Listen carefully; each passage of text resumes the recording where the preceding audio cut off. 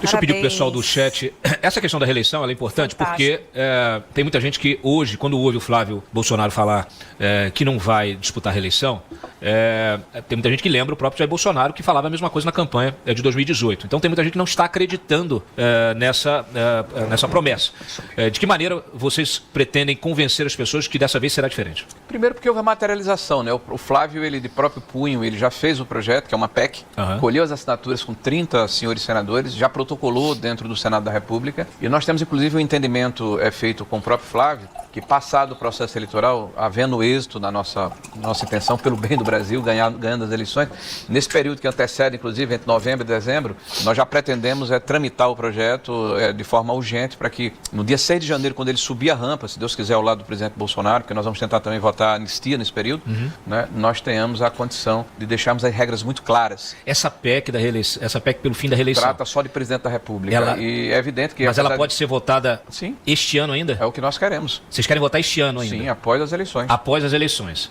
Antes das eleições? Claro, porque após as eleições, o que é que vai acontecer? Ganhando as eleições, o presidente da República, de fato, né, já será o presidente Flávio Bolsonaro. Sim. Então a ideia é, usando a responsabilidade, o peso, a legitimidade, né, do mandato recém-adquirido, propormos ao Senado da República e à Câmara dos Deputados urgência na tramitação para que já entremos na legislatura do ano subsequente com essas regras estabelecidas. Eu, por exemplo, defendo que ao invés de 4 anos, o ciclo seja de 5 anos, né, com o estabelecimento, inclusive, da figura do senador vitalício, que isso é um pouco contraditório. Por quê? Porque, historicamente, de 85 para cá, todos os presidentes da República, de uma forma ou de outra, tiveram, eu diria, uma certa fragilidade após sair do cargo. Sim. Então, exercer o cargo, como dizia o presidente Bolsonaro, é você sentar numa cadeira elétrica. Ele está respondendo quase 1000 ações, as mais distintas e as mais variadas a respeito de temas os mais malucos possíveis. Então, ele vira uma espécie de caça ao ex-candidato, ao ex-presidente. Isso serve para todo mundo, né? Nós temos de Fernando Henrique Cardoso, que o próprio Lula, que pode ser um senador, sem a possibilidade de votar, mas como existe em alguns países como a Itália, você é um senador que tem a condição do cargo, a própria estrutura do governo já dá essa condição aos ex-presidentes, um número de assessores, uma condição diferenciada, então ele seria uma espécie de senador para ter um púlpito, para ter um lugar, para ser um oráculo, para ser alguém que vai definir ou dispor da sua experiência para os demais senadores da República, mas não vai votar, não pode votar. E esse tipo de cargo, muita gente só fala assim, mas é um privilégio. Não, mas também tem deveres. Você evita, inclusive, que um ex-presidente vire um lobista profissional, né? Como a gente vê acontecer hoje em dia, né? Tem ex-presidente que passa a ser contratado por grandes empresas e bancos para atuar como um lobista junto ao governo, junto ao poder público, e na condição de ex-presidente ele acaba tendo muita influência. Então ele como um senador vitalício, ele fica amarrado também pelo próprio Código de Ética da Administração Pública, pelos regramentos da legislatura, né? E o projeto não foi votado ainda, mas seria uma prerrogativa, quer dizer, uma discricionalidade. Então, se ele quiser, ele é senador vitalício, aí ele não pode nem se candidatar de uma forma subsequente, vamos supor, passado um período de um mandato, ele poderia voltar, mas sendo senador não poderá voltar. Não poderá voltar. Não poderá mais ser candidato. São regras importantes. E isso, eu estou falando aqui em tese, porque o projeto ainda não foi, não tramitou, e isso, evidente, vai ser fruto de debate. Deixa eu convidar o pessoal que está nos assistindo, a gente está com mais de 10 mil, deixa eu ver agora aqui, a última vez que eu vi, a gente estava estamos com mais de 10 mil telas conectadas conosco aqui neste momento. Eu peço a vocês que deem o like, tá? Pessoal que está chegando pela primeira vez, se inscreva no canal, ative as notificações. Quem quiser fazer pergunta, eu vi que tem muita pergunta aqui, mas o chat está muito rápido. Então eu peço a vocês aqui que quem quiser fazer pergunta, faça um superchat para destacar a pergunta, porque aí a nossa equipe de produção vai separando aqui e a gente encaminha a pergunta ao senador Rogério Marinho. Deixa eu convidar aqui os nossos comentaristas, estão remotamente. Quem quiser fazer pergunta também aí nesse âmbito da economia, Ari Alcântara, passo a palavra a você, que é o nosso veterano aqui. Bom dia, boa tarde, senador Rogério Marinho, meu amigo senador Rogério Marinho, na campanha do meu amigo Flávio. Aliás, dos jargões mais fantásticos que eu já vi. Eu digo sempre, eu acompanho eleições presidenciais desde o Juscelino, e eu tenho dito o seguinte, que eu não vi nenhuma figura tão emblemática, num momento tão próprio, quanto o Flávio como candidato agora. Ou seja, é a imagem que eu vejo a imagem de um candidato, eu vejo postura de um candidato, eu vejo palavras de um candidato, inclusive na condução desses aspectos que o senhor abordou, de plano usando de campanha, ele está se saindo muito bem. Ele está falando porque sem entrar em compromissos. Compromissos de campanha são difíceis e complicados de cumprir. Tem um compromisso, por exemplo, do Juscelino de transferir a capital, que ele o fez, e com custos altíssimos, e outros tantos. Então eu acho pertinente que se discuta, deixe aberta a discussão e que vá montando, como o senhor disse, durante a campanha, inclusive ouvindo o eleitorado, ouvindo em cada lugar que o candidato vai, cada cidade que ele chega, cada grupo de eleitores que ele encontra, ele vai se instrumentalizando, vai conhecendo cada fator, cada detalhe, que são únicos. Um detalhe da Paraíba não é igual a um detalhe do Rio Grande do Sul. Um detalhe do Rio Grande do Sul não tem nada a ver com um detalhe do Amazonas, mas se conjugam todos na hora que se quer fazer um programa de governo. Então eu acho perfeita essa colocação. A abordagem da manutenção do espírito do governo Bolsonaro eu acho fantástica também, porque o Bolsonaro, eu digo sempre, o Bolsonaro não é só o Bolsonaro é a expressão de uma identidade que o povo brasileiro assistiu e viu nele. O povo brasileiro viu em Bolsonaro alguma coisa que o povo brasileiro queria transformar na sua forma de política, de governo. Eu acho isso. E ainda mais, sobre essa questão de mandatos, eu tenho discussões sobre isso. Mas só um detalhe que o senhor colocou, 5 anos, eu acho importante. Da não coincidência de mandatos. A época, quando se colocou 5 anos, eu me lembro das discussões, ouvi meu pai discutir isso, inclusive conversando isso até com seu avô, a dificuldade que seria a coincidência de mandatos. Então, isso tudo está muito bem posto. Agora, eu tenho uma pergunta para o senhor, uma pergunta que eu acho importante nesse estágio da campanha. A minha pergunta é o seguinte: qual o nível que o senhor imagina possível de concessões políticas para se fazer aliado? Porque eu tenho uma ideia em relação. Aliados em política se tem todos possíveis. Se faz uma campanha com aliados. Eu tenho visto algumas pessoas, muito elas se ligando à direita, com restrições aqui, restrições ali. Eu não gosto disso, eu não gosto do Bolsonaro. Então, eu tenho visto o Flávio fazer isso. Quero ser aliado de todos. Esta é uma confirmação do ideal de campanha. Quero ter todos como aliados. Olha, a política é escolha, né? Primeiro, obrigado, Alcântara, pela intervenção aí, a lembrança do meu avô, e sem dúvida nenhuma uma referência para mim na política, né? Eu tive a oportunidade e eu diria, eu tive uma dádiva me dada pela vida de ter convivido de muito perto com o presidente Bolsonaro. Eu tenho dito às pessoas que me abordam, até alguns perplexos, porque tem uma imagem diferente dele, mas o Bolsonaro é alguém tão ríspido, tão tosco, tão diferenciado. Eu nunca vi ninguém com tanto amor pelo Brasil, tanto desprendimento, tanto espírito público como Bolsonaro, tá? Eu estou na política há mais de 40 anos, eu fiz meu primeiro discurso com 10 anos de idade. Meu avô era candidato ao Senado em 1974, nasci de uma família de políticos, e de fato eu me identifiquei muito com o Bolsonaro, porque ele fez com que a direita, né, aquelas pessoas que pensam como conservadores e de direita, que há uma distinção, mas que convergem, né? Conservadores significa conservar valores, né? De que a família é importante, conservar o amor pela comunidade, aos seus amigos de infância, ao seu time de futebol, né? Enfim, o respeito aos mais idosos, né? A princípios morais e éticos que balizam a civilização ocidental desde sempre, né? E a visão de direita está mais afeita à questão da visão econômica, de como o Estado deve se comportar, né? Essa visão mais liberal da economia, o fato de que a iniciativa privada precisa ter esse espaço para empreender, para edificar, sem a interferência estatal, sem a caneta funcionando como um interventor permanente, né? Mas, ao mesmo tempo, o Estado como um fomentador da economia, um mediador das tensões sociais, e, no caso do nosso país,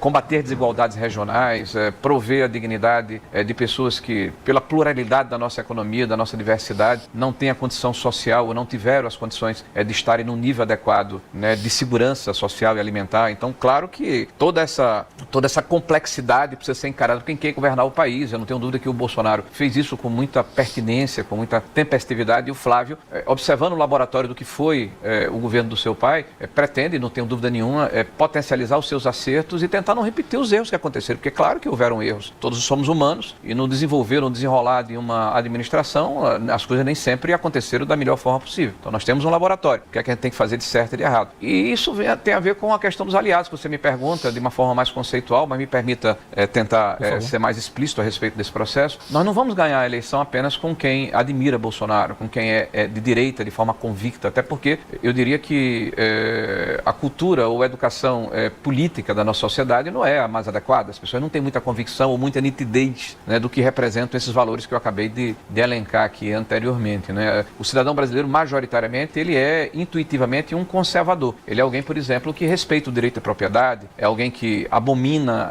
o fato de que se tratem marginais como vítimas da sociedade, bandidos como vítimas da sociedade, é alguém que quer que a família seja o centro da formação da nossa identidade, né? Que quer que a família participe da educação das suas crianças. Então, é antítese, é o contrário do que preconiza, por exemplo, o PT. Mas muita gente que pensa assim, vota no PT. E existe um centro político e pragmático na nossa política partidária que, mesmo se elegendo com uma visão mais à direita, adere ao governo de ocasião. Eu vejo o que ocorre agora no governo do Lula, e não foi diferente. Nós estamos em 2026, em 2002 para cá, quase 20 anos de governo do Partido dos Trabalhadores. E esses governos aconteceram porque foi dado governabilidade pelo Congresso Nacional. E essa governabilidade aconteceu por políticos que fazem parte de partidos que poderão dar governabilidade também ao nosso governo. Então, para ganharmos as eleições, nós não podemos perder a nossa essência. Qual é a nossa agenda? O que nós defendemos? O que queremos implementar enquanto governantes? Mas, ao mesmo tempo, nós não podemos repudiar o voto. Né? Não é inteligente, não é razoável.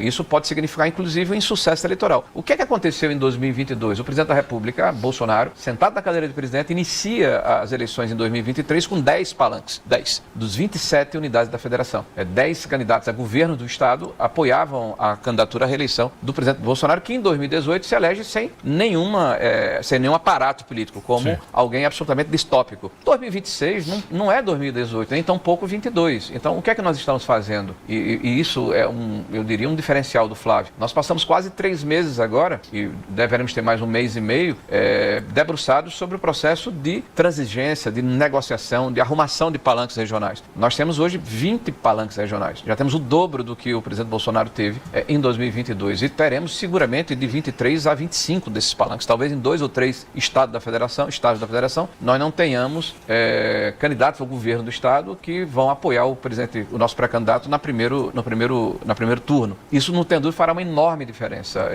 Eu acredito muito de que há necessidade de transigir, de negociar, de fazer concessões, até porque a nossa verdade, por mais verdadeira que ela possa parecer para nós, ela necessariamente precisa ser plural. O país, ele é enorme, tem muitas diferenças, e aí, Alcântara, o que Flávio tem praticado é justamente essa temperança, essa tolerância, essa transigência, essa negociação sem perder a essência, né? Sem perder o que nos inspira, né? Então, tudo que o Bolsonaro implementou é o que nós queremos implementar, evidentemente, sem repetir os erros e potencializando os nossos acertos e fazendo as negociações e concessões necessárias para vencermos as eleições. Deixa eu trazer aqui uma pergunta da Fê Leite, que fez aqui um superchat. Obrigado, Fê.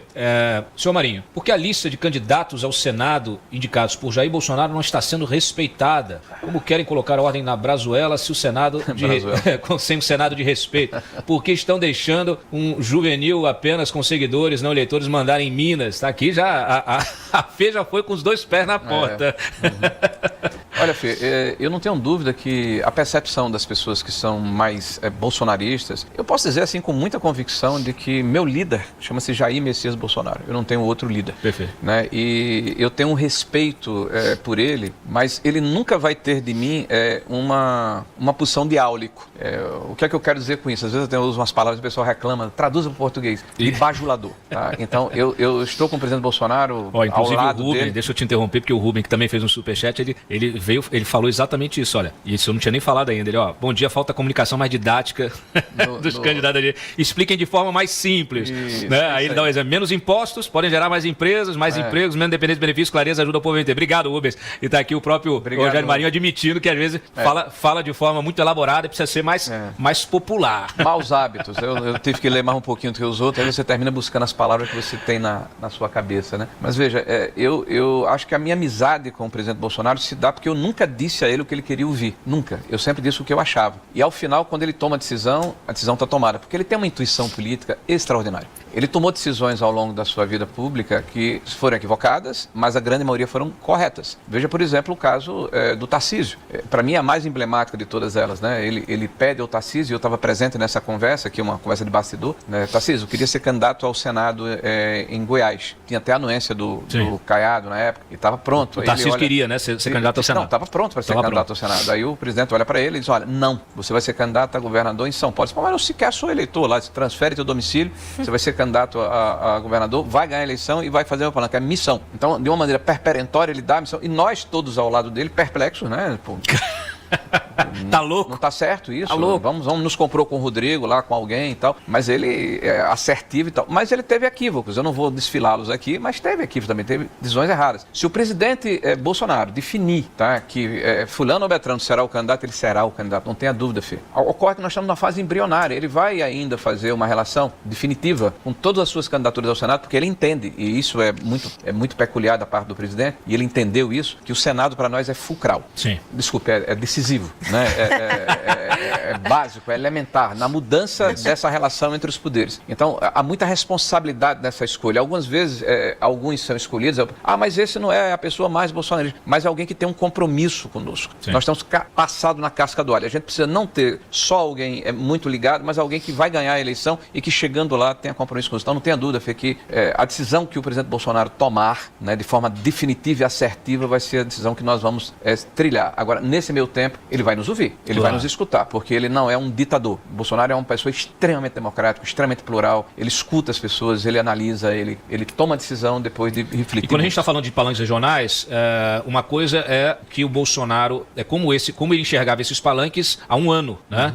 Sim, outra coisa é agora. Então, assim, com pesquisa na mesa. Isso está sendo feito. Pesquisa, avaliação, transigência, conversa. Dentro do nosso grupo é público, pessoas que pensam diferente, pessoas que ainda não se incorporaram na eleição, isso tem sido questionado. Sim. Mas isso é um jogo de paciência. Se fosse tudo cor-de-rosa ou tudo tranquilo, seria ótimo, mas não é assim. Aliás, me permita, a nossa força reside justamente nessa pluralidade. Nós não temos o centralismo democrático que tem a esquerda. Eu tenho dito que Lula é como o cardeiro, é como aquela árvore que não dá fruto, não dá flor, não dá sombra, nada nasce no entorno dessa árvore. Bolsonaro não. Bolsonaro permitiu que as pessoas que estavam no seu entorno tivessem luz própria, né? Tivessem a possibilidade de mostrar quem são. O Tarcísio, a Tereza, o Seife, o astronauta Marcos Pontes, o Mário Frias, o Ricardo, o ex-ministro de Ricardo Salles, meio ambiente. Né? Eu mesmo, né? Então, tantas pessoas no entorno do presidente tiveram a condição